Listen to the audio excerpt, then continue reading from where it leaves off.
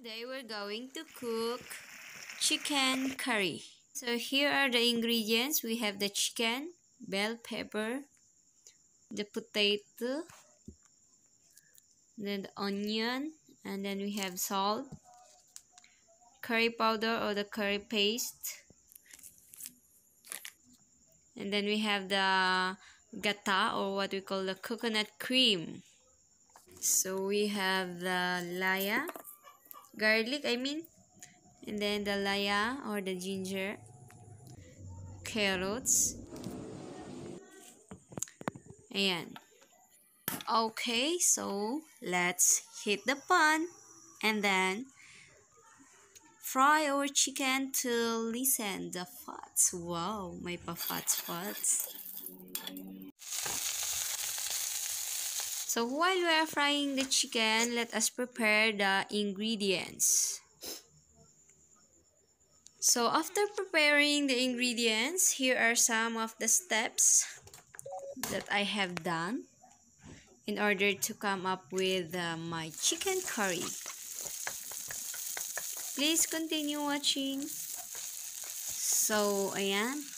Dahil hindi ako marunong magluto ng curry, and it's my first time, inuna ko ang curry powder before the chicken.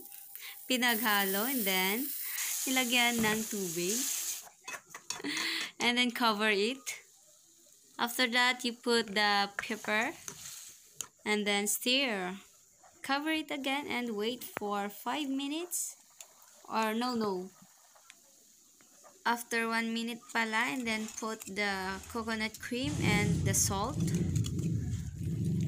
Cover for a while before putting the potato, and then wait until it is half cooked before putting the carrots.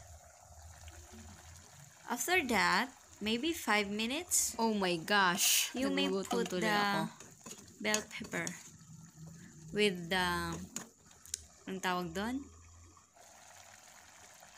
Yung sili. So, more sili to put because I'm fan of spicy foods. Yummy kaya yun.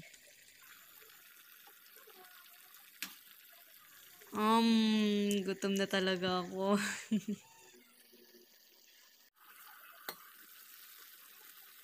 Yay! And it's time to serve! Sarap. Perfect. I'm pretty sure you're hungry, so what are you waiting for? Let's cook your own chicken curry. Now na! Today, I want to experiment on cooking chicken curry. So, this is my very first time.